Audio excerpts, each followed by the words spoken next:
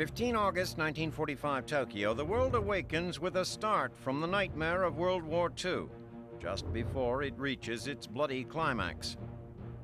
As the Americans finalized plans for an assault on the home islands of Japan, the Emperor's hollow voice rang out over the airwaves of East Asia. The living God has bowed to the demands of the Allies, and victory over Japan is assured. The atomic blasts of Hiroshima and Nagasaki were nothing compared to the emotional shockwaves that now rock Japan. Capitulation is not what pilots had in mind when they climbed into flying bombs with the Emperor's name on their lips. The same goes for Imperial troops who brandished samurai swords against machine guns, fighting to the last man on islands that would be worthless in peacetime. In a nation where honor trumps death and surrender equals cowardice, the population must now make a philosophical about-face. Japan's leaders had been preparing their long-suffering citizens for a fight to the death. Now they must open the door for the devil, and their imaginations conjure a terrifying future of subjugation. On the other side of the world, the mood could not be more different. The city streets of America filled with exuberant crowds, much as they did for VE Day celebrations of a few months before. But while those earlier celebrations were haunted by the persistent specter of the Pacific War, the defeat of Japan has produced an unadulterated joy. In New York City alone, some 2 million people pack into Times Square to roar their approval of the news. This is the moment they have been waiting for since December 7th, 1941, the day Japanese bombers dragged the United States into what had been, up to then, somebody else's war. The memory of Pearl Harbor is tattooed on the consciousness of every factory worker who pounded steel for the war effort, every Marine who stormed a beach, every pilot who daily rolled the dice with fate, carrying death into the belly of the beast.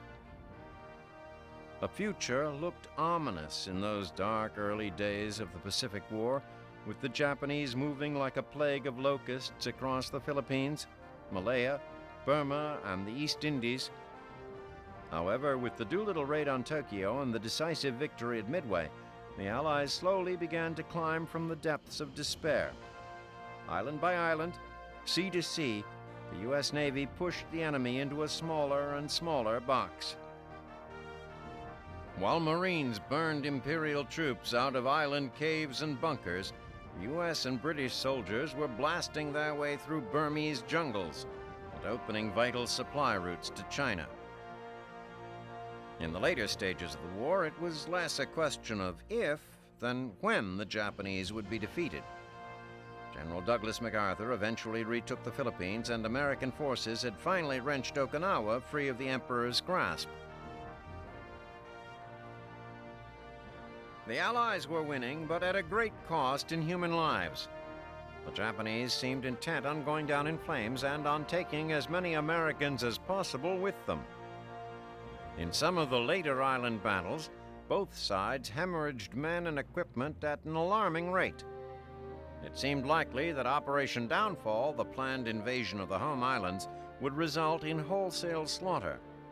But it seemed equally likely to be the only way to end the war. Then, as Allied commanders continued the grim machinations of the war's endgame, news came down of the unconditional surrender. Aboard the battleship Missouri, Admiral Bull Halsey had just sent bombers off to Japan when the order arrived to suspend air attacks. A gleeful Halsey called the planes back to the carriers of the Third Fleet. As his fighter squadrons watched kamikazes circle harmlessly over the ocean, caught in mid-flight by the Emperor's order to stand down. The hostilities safely ended, Truman finally grants Dugout Doug MacArthur his fondest wish, appointing him Supreme Commander of the Allied powers. The egotistical general finds himself in command of the most powerful fighting force on Earth, but he's not to use it for waging war. MacArthur now must direct all the might of the free world to a single end: a signature on a piece of paper. A piece of paper that signifies what everyone already understands. The long night of war is over.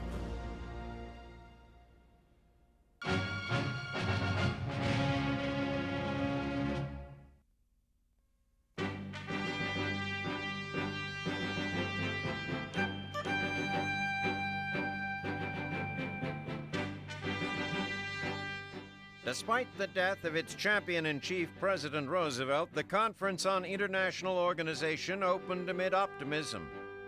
President Harry S. Truman welcomed thousands of delegates from 50 countries to San Francisco to forge a grand new organization to ensure world peace. It is the largest diplomatic conference to date. Its delegates represent 4/5 of the world's population. Although this busy port is also engaged in moving troops, ships, and supplies for the Pacific Front, delegates enjoy sunny San Francisco, where they are able to walk without fear. Some are leaders in exile, while others have lived under blackout conditions and air raids for months. The conference severely strains the Bay City's overflowing hotels and clubs. More than 1,700 delegates, 1,000 civil servants, 2,600 newspaper and radio reporters, and another 4,500 people, from telephone operators to Red Cross and Boy Scout volunteers, converge on the conference site, the San Francisco Opera House. The 4 pillars on the stage illustrate Roosevelt's 4 freedoms: freedom of expression, freedom of worship, freedom from want, and freedom from fear.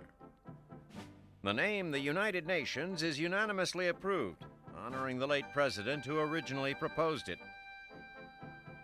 Most of the big organizational questions were tackled by the major Allied powers last fall during the Dumbarton Oaks Conference in Washington, D.C. Representatives from the United States, the United Kingdom, China, and the Soviet Union agreed on the aims, structure, and function of a world organization. At Yalta earlier this year, Stalin, Churchill, and the then ailing Roosevelt reiterated their resolve to establish, among the Allies, a general international organization to maintain peace and security. Nonetheless, a cloud of controversy hangs over the conference. Fueled by mutual mistrust between the Soviets and their Western allies, the British and the Americans, the delegates struggled to resolve some difficult issues. One is a Soviet demand for extra votes in the new organization's General Assembly. The Soviets fear this new organization will be used against them and want to avoid being outvoted. Other countries argue against giving the Russian bear any extra clout. They complain about the Moscow-backed government running Poland. And some of the Latin American countries grumble about the Soviets blocking Argentina from membership. Argentina, however, has a bit of a public relations problem.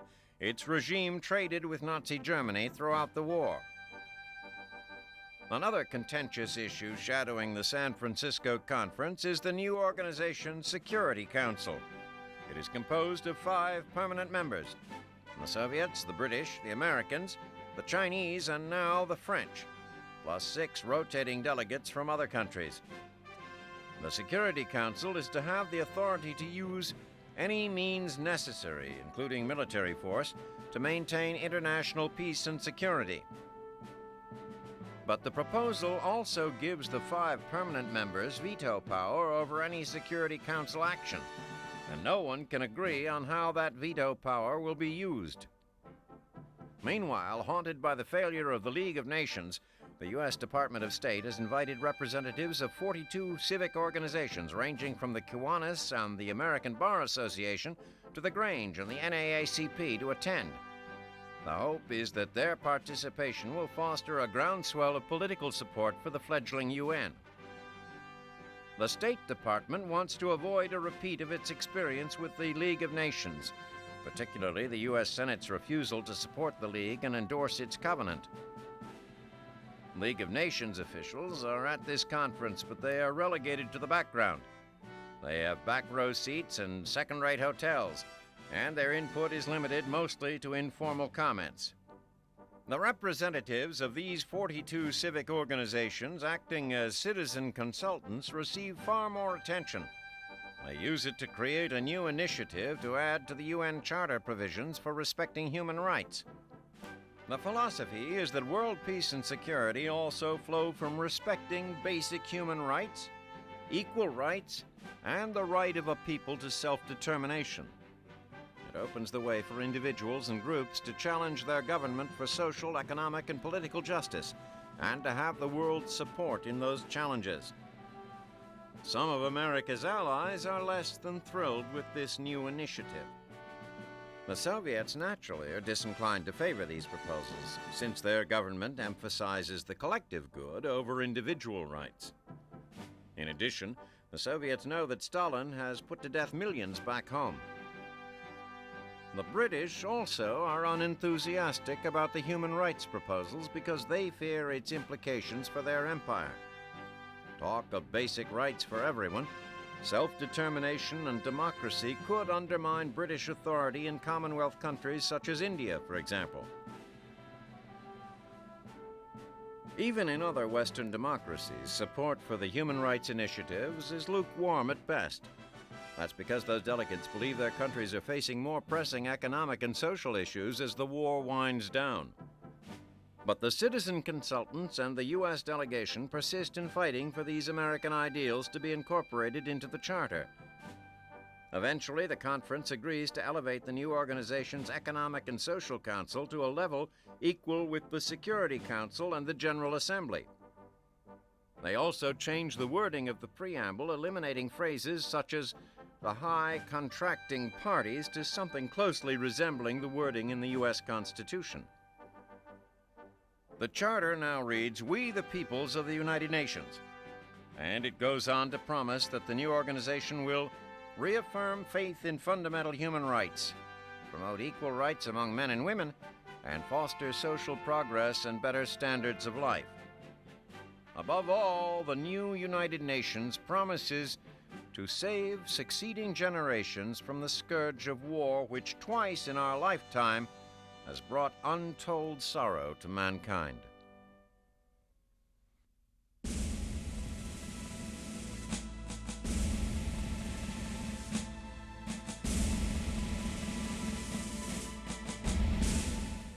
September 1945, Tokyo Bay. Emperor Hirohito's humiliated minions climb aboard the battleship Missouri for the final indignity of World War II.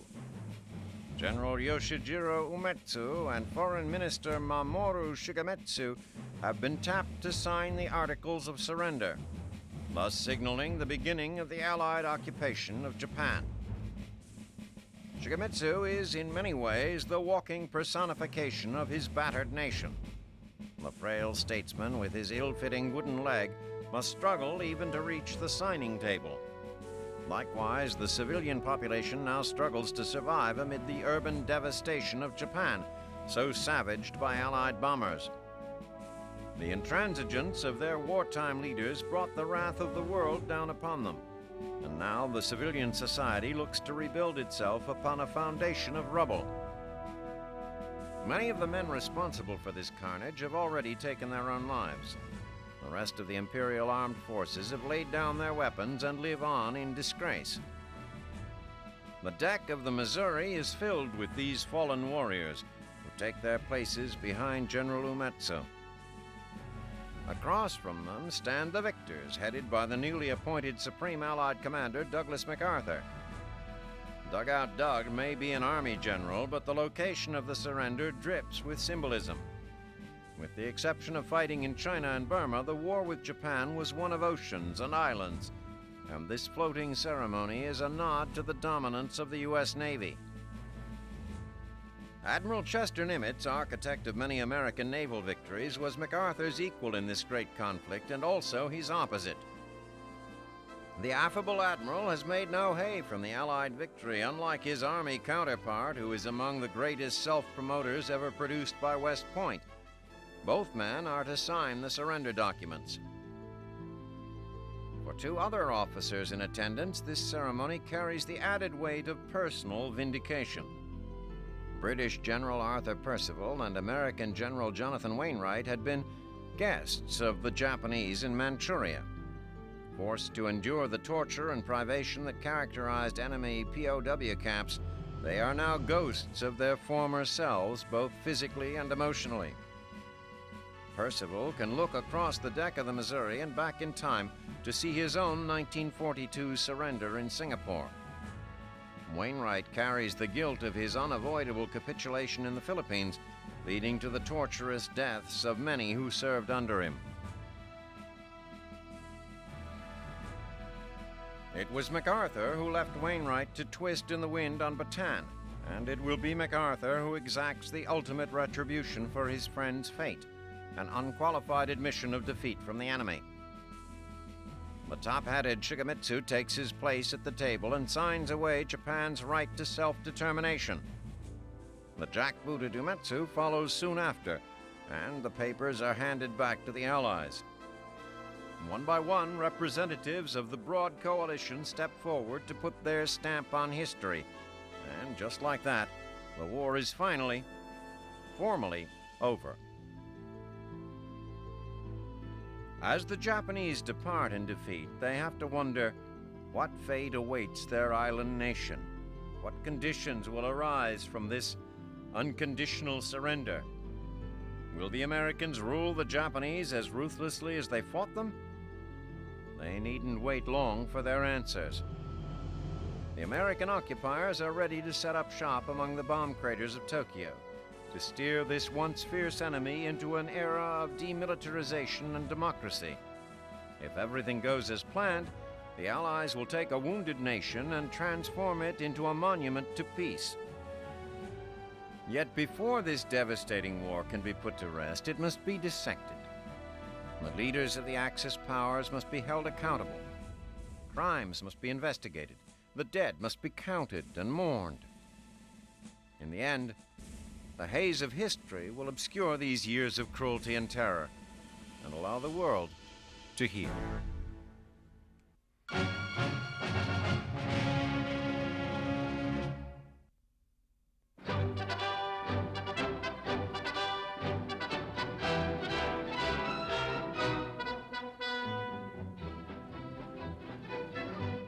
As this war recedes into memory, what will live on in the public mind are the pictures, still and in vivid motion, that have been captured by combat photographers. Though combat photography is nothing new, this war, as none before it, has been driven and documented by motion pictures. Adolf Hitler and his supporters rose on a tide of epic filmmaking, dressing up the seedy degeneracy of Nazism in black ties for its public coming out. When Hitler's vision became real enough to throw the world into flames, among the volunteers flocking to recruiters was a generation of filmmakers. They knew better than any in government or the military that the battle for the world's eyes would be as important in World War II as the battle for acreage had been in World War I. They saw their job not as the creation of propaganda, but as the dissemination of a great truth, the nobility of the Allied cause and the sureness of its victory. Perhaps less visionary was the American War Department, which assigned the vast majority of photographers to prosaic tasks like battle damage assessment, microfilming mail, and making training films. But those photographers assigned to actual combat took it upon themselves to look at the war from a wider angle, in the process convincing a hesitant bureaucracy that history was as worthy a client as the war effort. Though the newsreel companies dispatched their own private crews to document many of the news events surrounding the war, the vast majority of combat footage was gathered by photographers collecting only military pay. Assigned in teams of 3, still photographer, motion picture photographer, and driver, the combat photographers fanned out over the war. Their credentials granted them access and mobility unprecedented in wartime. They worked under the most dire conditions, in many cases right on the front lines, forced by their craft to ignore the natural urge to flee from danger. They carried rifles along with their cameras, fighting and sometimes dying in their quest. They rendezvoused daily with couriers, shipping the exposed film off without much chance of ever seeing their own work, feeling at times as if they were risking their lives for nothing. They could not have been more wrong. As the war progressed, the public hunger for information required that images shuttle around the world with previously unheard of speed. A photograph taken during an assault on Sicily might appear on the front page of a New York newspaper in 48 hours, carried by a combination of airplane and radio waves across a continent and an ocean. Movie houses converted to 24-hour all-newsreel formats. Film freshly arrived from the front went into the projector without preview, and the latest imagery from Normandy and the Philippines was the hottest ticket in town. War documentaries were nominated for and won Academy Awards and became the dominant means by which the public came to know the experience of the war. Now that the participants are getting on with their lives, the memory of the war will fade and eventually blow away. But living forever, bringing the reality of the Second World War to the generations to come, will be the work of the largely anonymous Combat Cameramen.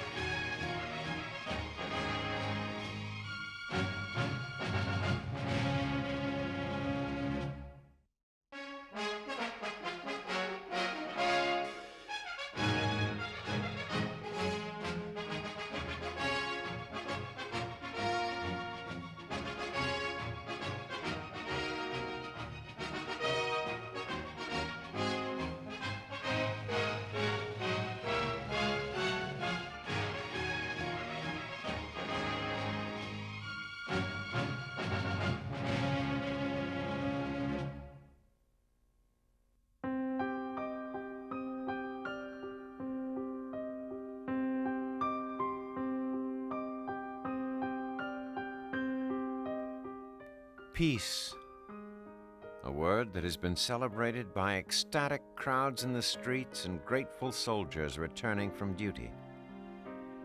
Peace, an idea discussed by generals and presidents and premiers around the bargaining tables of the world. Peace. For a fortunate few, it brings back stability and prosperity. But for millions more, it simply renews the struggle for survival, for a home, for the mending of families that have been scattered and broken asunder. The losses, which can never be made up, lie beneath fields of white crosses, rest unknown in heaps and common graves, or have been dispersed into an oblivion of white smoke and ashes. The human toll of this war awes and confounds the imagination. In the Soviet Union alone, death estimates run as high as 20 million. This is the horrifying harvest of battles lost and won, murdered civilians, forced labor, and deprivation. Poland ranks high on the lists of Eastern European blight, having lost a staggering 20% of its pre-war population. At least half of that total are Jews who died in concentration camps.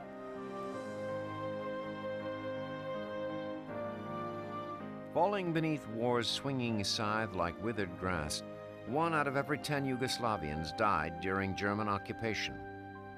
Not only was there a fierce partisan resistance, but bitter ethnic rivalries boiled over to add to the bloodshed. The numbers from Western Europe are scarcely better. Germany sacrificed 4 million soldiers on the altar of Hitler's 1,000-year Reich. Civilian casualties mounted to nearly 1 million as a result of bombing raids and Nazi reprisals against their own countrymen. Occupied France suffered twice as many civilian deaths as military, and across the Channel, Britain, combined with its commonwealths and colonial possessions, counted nearly 250,000 deaths in battle, while bombs killed another 60,000 citizens. The United States never had to face the terrors of occupation, invasion, or ceaseless air attack, and thus suffered no direct civilian casualties. However, nearly 300,000 American servicemen died fighting in both the European and Pacific theaters of the war. Japan lost approximately 2 million persons in its ferocious push to conquer the Pacific and Southeast Asia. China's death toll, however, remains a matter for speculation. Between its bitter civil war and Japanese occupation, some have placed the figure as high as 15 million. For soldiers lucky enough to have survived, the transition to civilian life has been difficult. But in many war-torn countries, it is not even possible. Whole populations have been forcibly expelled from their homelands, and thousands of war prisoners remain in foreign camps. Much of Europe lies in ruins, with more than 3 million homes in Germany and 6 million in Russia destroyed. Crude monuments of rubble are often the sole evidence of towns and villages that once thrived as cultural and commercial centers. Larger cities such as Warsaw, Berlin, and Budapest were smashed by bombs and must be completely rebuilt. In the fire-bombed cities of Dresden and Hamburg, crumbled buildings and unrecovered bodies form the tragic understory of the new cities that will be built on top of the old. Japan, with its fragile paper-walled homes, was especially susceptible to widespread destruction. Even before Hiroshima and Nagasaki were flattened by the unleashed power of atomic weapons, the relentless firebombing of Japan's largest urban centers had burned out 60% of the total ground area. Industry and agriculture in Europe are almost at a standstill. So much damage has been done that production levels cannot hope to meet the demands for food, clothing, and shelter. Even though more German industry survived than the Allies would have thought possible, transporting those goods is next to impossible. The infrastructure of the European continent is a shambles of blasted bridges, pitted roads, and twisted rails. Some ports, such as Toulouse, have been made impassable due to the scuttled ships in the harbor. More than 3/4 of the bridges in occupied Germany have been destroyed. Coal production, the fuel that fires Europe's industry, is at 42% of its pre-war level. These material lacks in food and provisions merely prolong the war's suffering. As typhoid and dysentery epidemics run rife, rationing continues and the black market expands. Germany and many other nations have been reduced to a cigarette currency, where even the abandoned butts on the sidewalks are harvested like precious metals to buy an extra crust of bread or a pair of shoes. As early as 1943, the United States began preparing for the crisis that would arise after the war. The United Nations Relief and Rehabilitation Administration was formed to deal with these problems, but the scale is overwhelming. The rest of the hungry and destitute world now seems to depend on the economic might of the United States, as it is industrially more productive than every other nation combined. No matter how many relief planes and food boats arrive from America, however, there is not enough to go around. Long ration lines, fighting in the streets, and the despair etched into the faces of the young are familiar scenes to occupying forces and aid workers. The dispossessed and hungry look to the United States for relief and guidance in the dark days ahead. As the Iron Curtain slams down on much of Eastern Europe and communism begins to seep into Asia, American democracy strives to shed its beacon light on countries struggling for self-determination and the preservation of its people. The monumental expense of blood and spirit that achieved victory and suffered ignominious defeat, provides a dark inheritance for generations to come. In the midst of uncertainty and loss, there is only one hope, one light, one guide for the road that lies ahead: the promise of peace.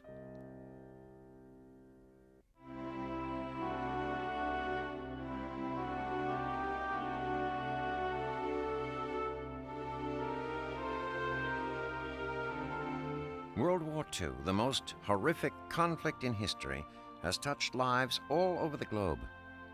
Millions have coped with death, famine, and destruction as part of their daily existence. And while everyone's first priority is to return to a peaceful life, there is a consensus that those who led the world into the turmoil of war and those who used that war as an excuse to commit heinous criminal acts must be held accountable. To that end, the Allies have indicted those men in both Germany and Japan whose unquenchable thirst for power and twisted vision of racial superiority led to the utter devastation of Europe and Asia. In Germany, the German High Command, the SS and SA, the Nazi Party leadership, the Gestapo, and the Reich Cabinet are all indicted, as are 21 individuals whose pivotal roles in Germany's quest for European domination is undeniable.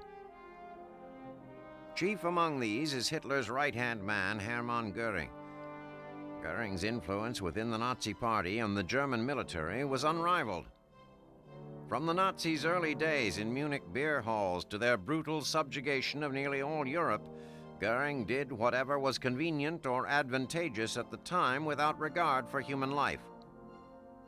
Among the others indicted are General Wilhelm Keitel, Chief of the German High Command, Admiral Karl Dönitz, Chief of the German Navy, Rudolf Hess, Deputy Führer, and Joachim von Ribbentrop, the Nazi Foreign Minister. All the defendants face the same 4 charges: conspiracy to commit crimes against peace, war crimes, and crimes against humanity. The evidence accumulated by the prosecutors is impressive in both quantity and scope. Much of it is from the Nazis' own files, captured by the Allies in the closing days of the war.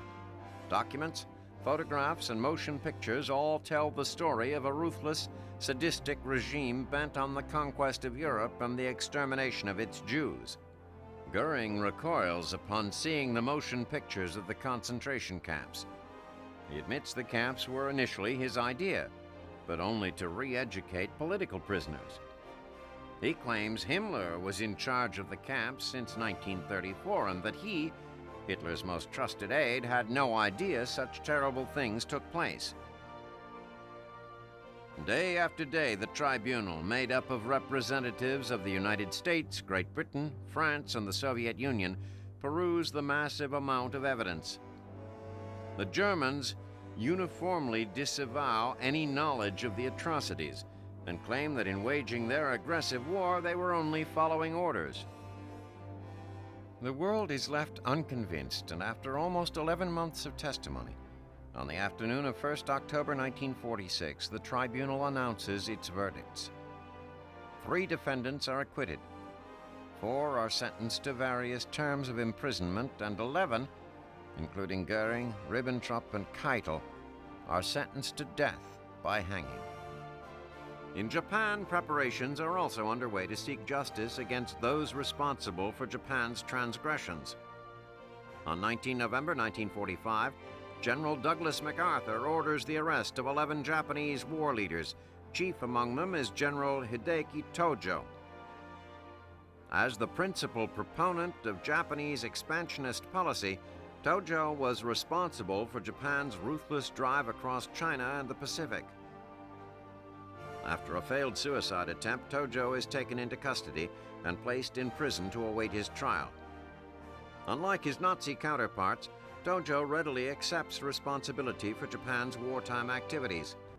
Also taken into custody in Manila is General Yamashita, the Tiger of the Philippines. Under his supervision, Japanese troops brutally raped, murdered, and tortured Filipino civilians, burning their villages as they went.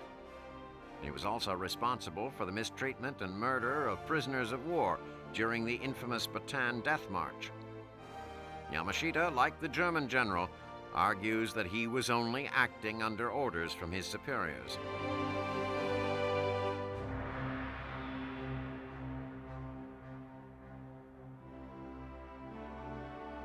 So as the Nuremberg trials conclude and the trials in Japan are ready to begin, the Allies have taken an important step forward in reaping a measure of justice for a war-torn world. An example has been set for all people to see, that those responsible for aggressive war will be held responsible, and that there are lines which cannot be crossed, acts of barbarism which will not be tolerated, even in wartime.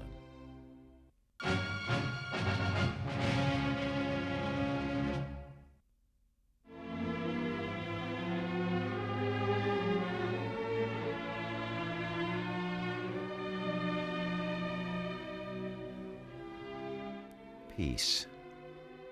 With the cessation of hostilities in Europe and the Pacific, the hopes and prayers of millions of people the world over have been answered.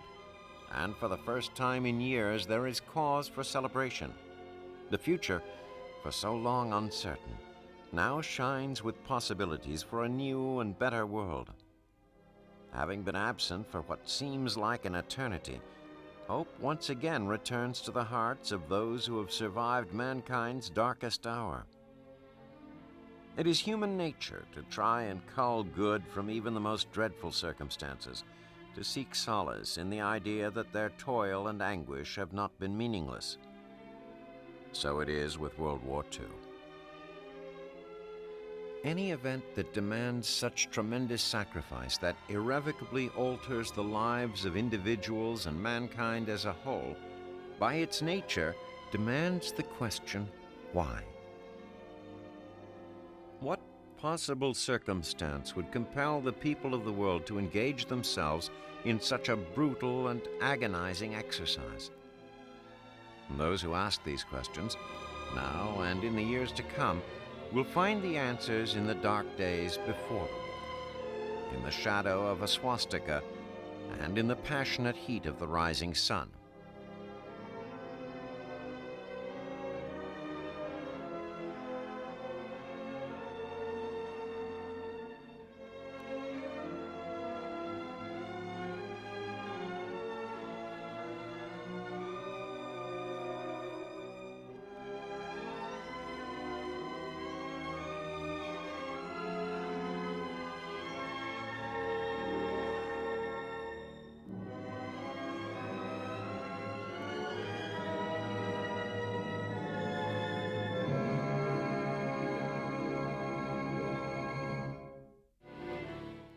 It is perhaps the ultimate irony, yet one that is repeated again and again throughout the history of mankind, that often the only way to achieve peace is to wage war. When all other options evaporated and the magnitude of the evil embodied by the enemy became apparent, Joe the mechanic, Will the barber, Fred the butcher, and thousands like them all sought to do their part in ridding the world of this pestilence. What can be said of these common men thrust into dangerous, often hopeless situations, asked by the people of the world to deliver them from the clutches of tyranny? Courage, valor, mettle, gallantry, fortitude, selflessness. These are merely words, inadequate in their ability to ascribe to these veterans the true depth of spirit that was required to succeed in their given task. While the people of the Western cultures were aghast at the single-minded sacrifice of the Japanese kamikaze, they failed to recognize that in battles large and small, they demanded the same of their soldiers. These men were asked time and again as they stood facing their own demise to lift their feet and march forward, to rush headlong into certain death, and, if they succeeded in beating it back, to take up pursuit until once again they stood facing the dark shadows of their own mortality.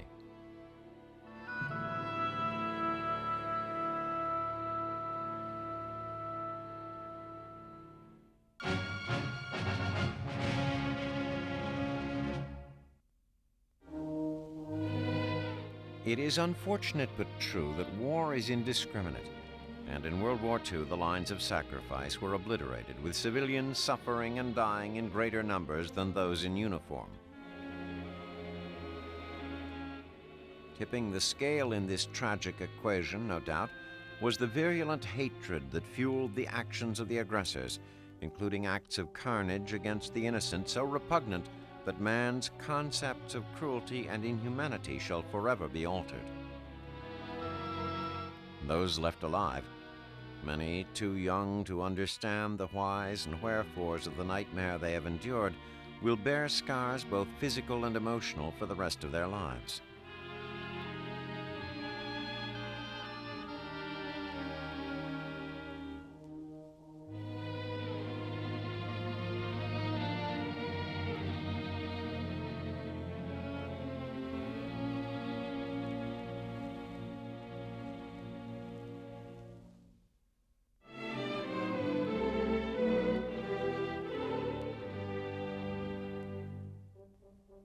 Peace.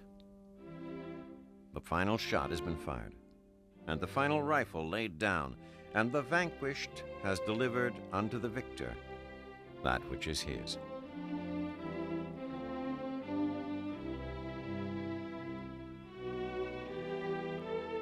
Those who lived through it can never be as they were. Too much has been given away, both in body and spirit. Those who follow will be unable to escape its touch, if for no other reason than that our understanding of human conduct, both righteous and malevolent, has been irrevocably changed.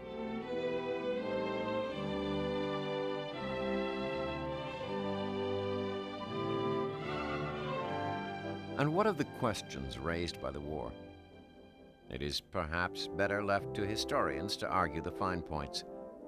For the moment, all that is certain is that there was an armed conflict that engulfed the world, that 50 million people lost their lives in the course of that struggle, and that, at its end, the world was a safer and better place than when it began. As the people of the world heave a collective sigh and turn their backs on World War II, as they prepare to rebuild their homes and lives, there is a sense that they stand at a portal in history, perched on the dividing line between one age of mankind and another. And with that sense comes an exhilaration, a rush of excitement at being alive, a singular human experience. For those who step out of the darkness to stand squinting into the sunrise, it seems certain that, despite all that has passed before and all that is sure to follow, there has never been a moment in time such as there was as the world welcomed the dawn of this new day.